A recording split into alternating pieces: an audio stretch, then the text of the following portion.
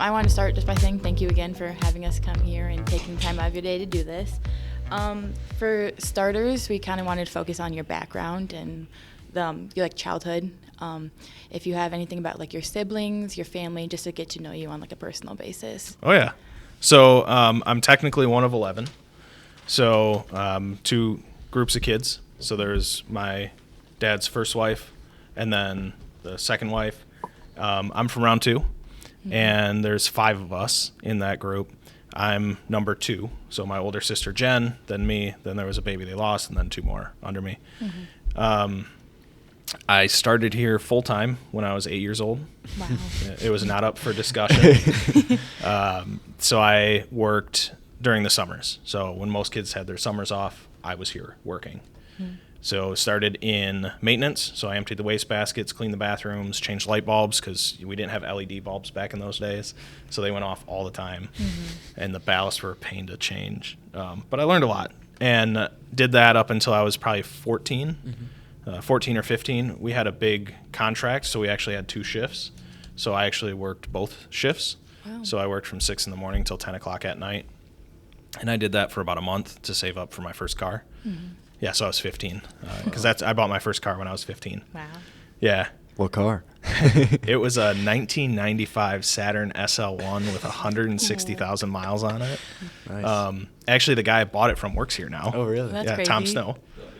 I bought it from him. But it was cool because it was like Fast and the Furious era. Yeah. So it was lowered. It had big rims on it and yeah. exhaust and Yeah. tinted. I put underbody lights on it. I thought I was cool. And, it was a good first car. But yeah, and then graduated from there, production line. Then did 2 years at Alma College. I was pre-dental, so I was a chemistry major, biology minor with an emphasis in photography. And then after about a year and a half of that, I realized I hated the dentist and I hated school. Not that I want to say this while talking to people from Saginaw Valley, but then finished out at Saginaw Valley my last 2 years with a business management degree. All right. And then came into the business, did a bunch of different roles, pretty much everything except I've never dabbled in marketing and I've never done accounting. Okay. Gotcha. I think everything else I've done. Yeah. And then now as of September 1st, I'm president. Awesome. Congrats again about Congratulations. that. Yeah, thanks. Congratulations. So would you say that, like, was it your whole family that was involved from the get-go, or do you think you took the initiative and... Like involved in the business? Yeah. Yeah. Well, like I said, when I was a kid, it was not an option not to work. Then really as I got older, it was very much just, I don't know. It never really crossed my mind. My parents never said, like, you have to work in the business. It was always, if you want to, you can do what you want and that kind of thing. So, and all of us have worked in the business at some point. Even my dad's first group of kids, they're all very much grown and not in the business. So today it is just my mom and my dad who retired, which is 3 days a week. Yeah. So Monday, Tuesday, Wednesday is when they come in. And then my older sister, she's director of business development. So she's over the business development kind of sales side and marketing. She works part-time right now because she's got a family, so she's got to take care of that. Yeah. And then there's me in the business. Awesome. As we're kind of talking about like the training and where you grew up and where you went to school, I know you did you're involved with the Dale Carnegie leadership training. Is there any other leadership trainings that you've done, or would you say you've gotten the most experience and gotten the most out of just being here and growing up here? So I've done Dale Carnegie, both teaching it and I've taken the class twice. Yeah. It's a great reminder. Yeah. So I'd highly recommend that. It's a really good program, especially our local teachers. I love working with them. I've done a lot of different trainings through the years, stuff like that, that's been impactful and helpful for me. But all right, I'm going to say there's 3 things that have helped the most. 100% top of the list would be mentors. Finding people that you can look up to. That's a big reason I love our community in Saginaw. It's big enough where, like, if I'm going out to dinner, I probably won't run into anyone I meet. But it's small enough where someone like a Dick Garber, I called him and he said yes to meeting with me. Yeah. In a big city like a Detroit, I could never do that. Right. So getting those mentors, don't hesitate to reach out, ask for help. People love helping. And being able to have that dialogue and ask questions, that's been number one. I'd say number two has been experience, doing it, actually doing the job, all that fun stuff. You screw up a lot and you realize how wrong a textbook is when you actually have to go do it. But then past that, the number three I would say is books. Okay. So my dad, huge reader. He reads 50 to 75 books every year. Wow. That's crazy. All business improvement books, things like that. I'm reading about a dozen a year, but I'm big on books, podcasts, things like that to constantly be learning. Awesome. Cool. So moving in, especially in the direction of mentors, who would you say had the biggest impact on you in your life? Man. I mean, obviously I got to say my dad. He's been there, done that. He has a ton of experience, and I was able to work side by side with him for so long. He's easily number one. Other than that, I would say it is a lot of little interactions. Okay. Probably a couple years ago, I met with Dick Garber a lot, and he was really, really helpful for me. And it really depends on the issues I'm running into. I kind of have a network that I'll reach out to for separate issues.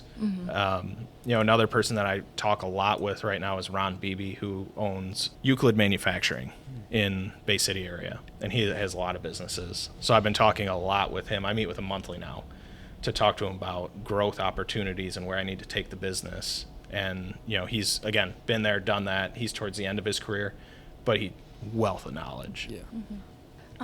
When it comes to your leadership style, what do you think as an individual makes you a good leader?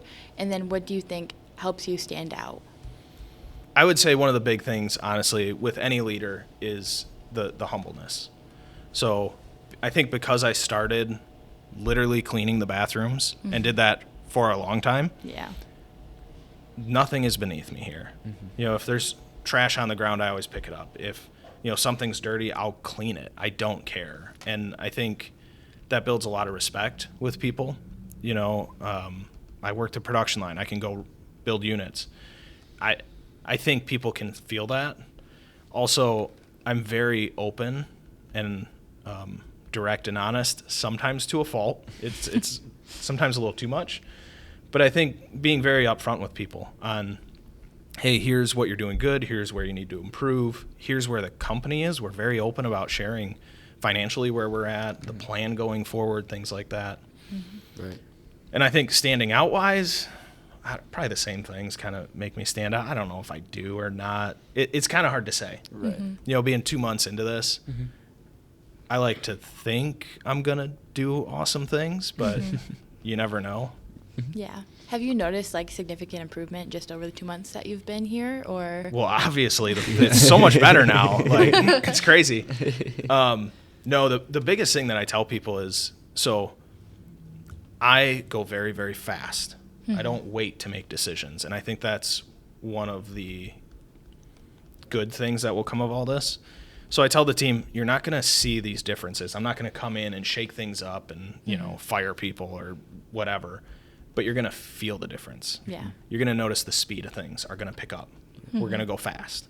And, that's really important to me. So as you step into this new role, I just want to talk a little bit about pressure. Is pressure something that you feel, or is it something that you have to deal with? And how do you deal with the pressure of trying to take this company to the next level, like you said? Yeah. Can you see the grays? They're coming in pretty heavy now. Yeah. Yeah, there's a lot of pressure. So that with this, it's really twofold though. So the number one thing that I'm really, really passionate about, and I always remind myself, is there's 140 families. We have 140 employees. There's about 140 families here that rely on me to make the right decision. Now, obviously, I have a team that's helping, but that pressure of if I screw up and I hurt the business in some way, or we lose sales, I now affected the paycheck of those families and the income. that's a heavy weight that, especially when I didn't realize how heavy it would be when I took over. Because before I was number 2 and I could just go to my mom and I'd be like, I knew exactly what to do. I said, here's what you got to do. Just do this. But it was her call. So if it didn't work, I'd be like, well, hey, it was just my idea. Right. Now there's no one for me to fall back on. It's always on me. So yeah, a lot of pressure. Yeah. But then the other side of that is, we're almost 58-year-old company, not screwing up 58 years of my parents. They grew this. Yeah. What if I'm the generation that runs it into the ground? Like, that would just not be fun. Right. And then again, I know you talked a little bit about like failure and learning from your failures and stuff like that. What would you say is the biggest leadership challenge that you've faced so far, and how have you kind of learned from that experience? I would 100% say the biggest challenge I've had is the people side. And it's the hardest part is having to let people go. I'll come back to that, but I'll tell you a quick story. So when I first came out of college, I was shortly after managing our engineering team. And I had a guy who worked with me. We would hang out after work. I had him and his wife over for dinner. Eventually, it just wasn't working out. He couldn't do the job that we needed, so I finally had to fire him. I literally cried. Yeah. Like, we're not talking tearing up. I'm very open about it. Like, we're talking full out, could not talk, cry. Had to have HR take over. I had to leave the room. It was the right thing. And even the day after, everyone was like, wow, that was it's so much better now. Yeah. You made the right call. Yeah. But that's the hardest part. Yeah. You have good people, and some of them maybe just don't fit the culture. You have to address it. And it's really difficult, especially if they hurt the culture. So I'm big on culture. So if you are a low performer, I will let you, and I'll work with you much, much longer. If you hurt the culture, that's a deal breaker. Yeah. It's an immediate deal breaker. So on the opposite side of that coin, what would you say is your biggest leadership accomplishment? You know what? I'm going to go right back to people.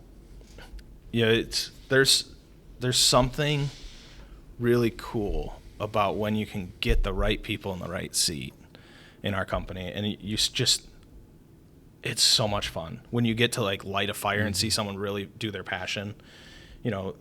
One of the things right when I took over that we did right away is we made 2 major position changes in the company.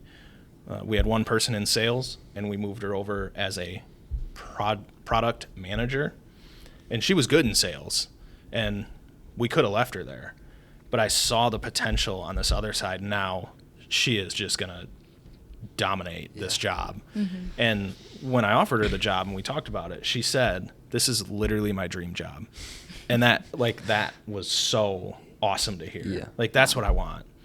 And like you look at like these guys back here, I keep shouting out to my camera crew, but they were really good in marketing, but I can tell you where they really shine, this stuff. And like our social media presence, like all these things that we didn't have. When you can match the people with their passion in the job, there's just something so beautiful and exciting about that it just gets me fired up.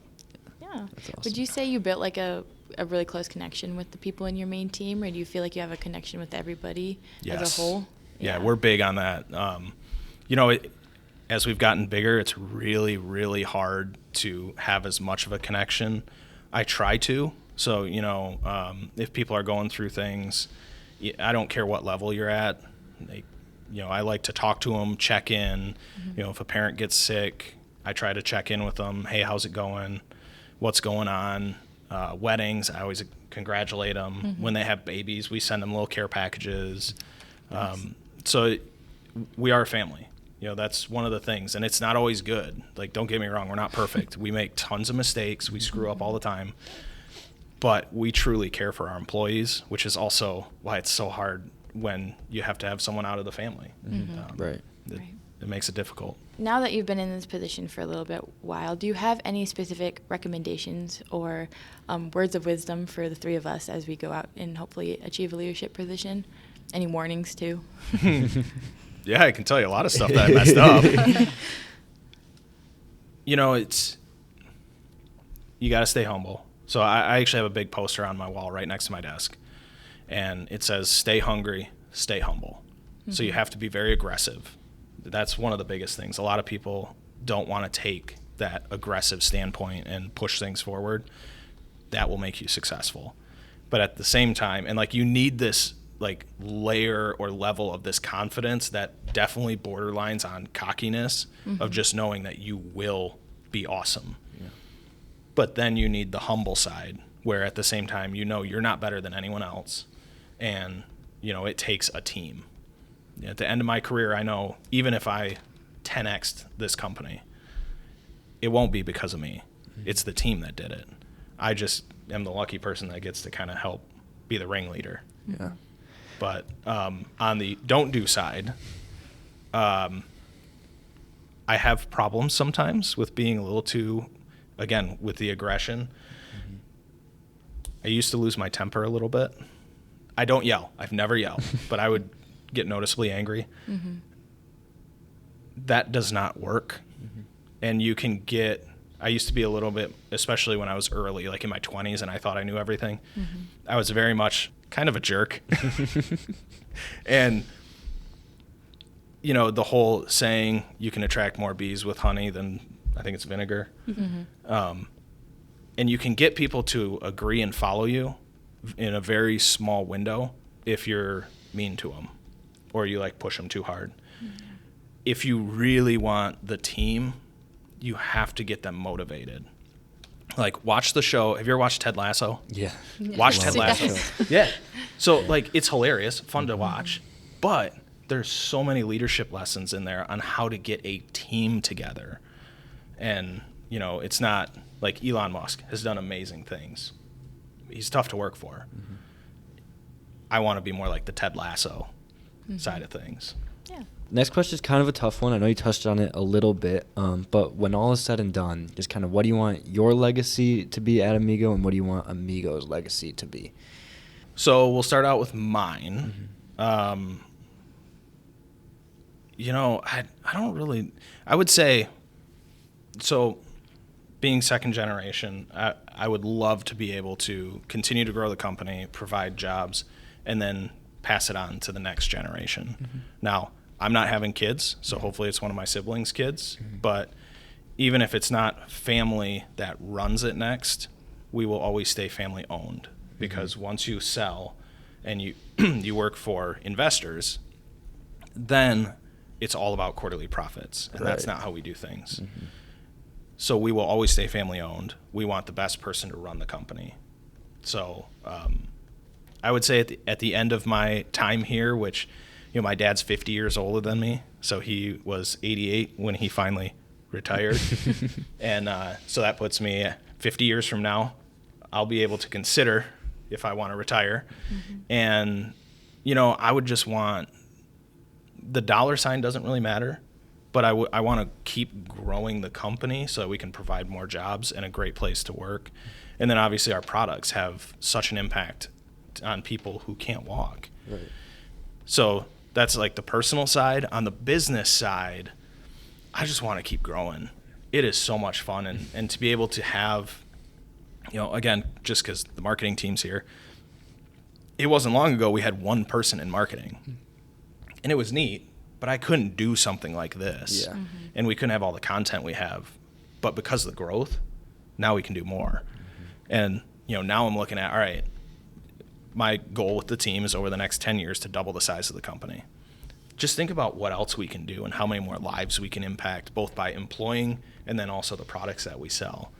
So I'm hoping that, on our 100th anniversary, which is 42-ish years from now, that I'll be able to be in front of a big group of people that love what they do and provide an awesome product. Mm-hmm. Yeah. I know you mentioned that you were going into dentistry and then you kind of backed out and were back into business. Was there any point when you made that switch where you doubted that it was the right move, or were you pretty confident after you made that switch? I was very confident to not go into dentistry. Okay. No offense to dentists out there, but it was not for me. Yeah. I never put an emphasis on college. I just always kind of felt like I didn't, not that I'm smart enough to not need it, I just didn't see the need to learn from school books. Mm-hmm. I learned so much more from the other books I read and, people that I've worked with. And if you just have hard work ethic, if you look at the top most successful people, most didn't go to college. Yeah. Mm-hmm. That kind of says something there, right? Yeah. So I was never worried about school. Mm-hmm. There was a brief time after I'd started here that I was questioning being here, as one would, and I kind of wanted to move away. Thankfully, that didn't work out, and I stayed here then full time. And, there's good days and bad days, but I can honestly say, Sundays, I'm looking forward to Monday. And people are always, I'll say, hey, happy Monday to people. And they look at me like I'm weird. I'm like, dude, Monday's my favorite day of the week. I mean, don't get me wrong. I love Fridays. Yeah. But on Monday, there's so much potential. There's so much to do for the week. It's fun. But I also love what I do. Mm-hmm. Is there anything you can touch on about, where you grew up, the city itself, that you think helps your leadership style at all, or even the company itself, Born and raised Saginaw Mm-hmm. my whole life. My wife she was technically born in Bay City, but then lived most of her life in Saginaw area. When I was younger, I was definitely in the group of Saginaw sucks. Mm-hmm. I can't wait to get out of here. There's nothing to do. But as I've grown up and as I've traveled more, I realize Saginaw is awesome. There is so much to do all the time. There's plenty of hiking trails, and we got the rivers. We kayak a lot. Mm-hmm. There's a lot of cool restaurants. There's decent shopping. I don't really shop much, but there's that. You can go out hunting. Mm-hmm. And again, I'll go back to, it's small enough where you can have the connections. You can have an impact. You can do anything you want here and really have a really big impact across the whole community. But it's still large enough where not everyone knows your name. Mm-hmm. So you can still kind of be yourself without worrying about, someone's going to see me do something stupid. Mm-hmm. Even our art museums, super cool. If you haven't been to those, highly recommend them. We have the Castle Museum. Have you ever been there? I've not yet. Yeah. You obviously have. We went. Yeah. You got to go check it out. Mm-hmm. The Temple Theater, the Dow Event Center, it's just, I absolutely love our community. And I'm not just saying that, it's just, I don't know, it's perfect. Mm-hmm. But I also don't like big cities. Right. So, So obviously you said that you worked here, you started when you were 8. Mm-hmm. Was there another job that you wanted to go into? I mean, you did go into pre-dental for a little bit, but when you were little, what was your dream job? What did you want to go into? So I'm a little bit of an adrenaline junkie. Okay. So I wanted to be a pyrotechnician for a while. Wow. Yeah. I was very interested in being a stuntman at one point because I thought that would be a lot of fun. I was actually looking at, after I left the dentistry plan, I was looking at going to the Culinary Institute of America. I love cooking. Yeah. And being a head chef sounded a lot of fun. Again, the high stress, high pressure. I'm not smart enough to go through medical school, so that was off the table. I was always interested in the military, but that didn't work out. Yeah, it was kind of all over. And, I never really thought about working for other people very much. I know I wouldn't do well because I'm a lot like my dad in that way. Mm-hmm. I have a vision. I want to go. So having someone else stop me and tell me to wait or think about it more, that just wouldn't pan out. Mm-hmm. And then I will say the time when I was looking after college, I was looking at automotive down actually in Tennessee. But, their jobs are kind of boring. It's so single-minded. Mm-hmm. And there's nothing wrong with that, if you're into that. But, I think being raised in this environment, I always got involved in so many different things, and that's kind of how everything is. Where in any large company, you get to work in this narrow little field, and that was just kind of boring to me. I know you said that you've worked in just about every field here except for marketing and accounting. Yes. This is a tough question, but if you had to choose one that you enjoyed the most, what kind of area did you like working in? I love what I do now, 100%, because I get to do everything. Yeah. But other than that, I really enjoyed engineering. I love the mechanical side of things. I like figuring out problems and finding solutions. That was really a lot of fun for me, and I still find myself gravitating towards engineering as I get to dabble in whatever I want now. Sweet. That's awesome. Was there ever moments working with your family that caused like any extra either benefits or problems, having that close relationship both at home and then at work too? The biggest benefit is even when I was a little kid, we always talked business at the dinner table. So we always sat down as a family, we had dinner, and I heard about the business since I was a little kid. So I always was learning business stuff. So that was really good. Downside, I have no life outside of business. When my wife and I always tell this story. I want to say I should really ask her. I think it was like a year into our marriage. We were sitting down for dinner, and she said, "Can we talk about anything other than work?" And it was silent for 5 minutes. I got nothing. I don't watch sports. I don't watch the news. I hate politics. This is it. So that's like kind of the downside of it. And, there's obviously times where, honestly, I'm so blessed with the way our family is.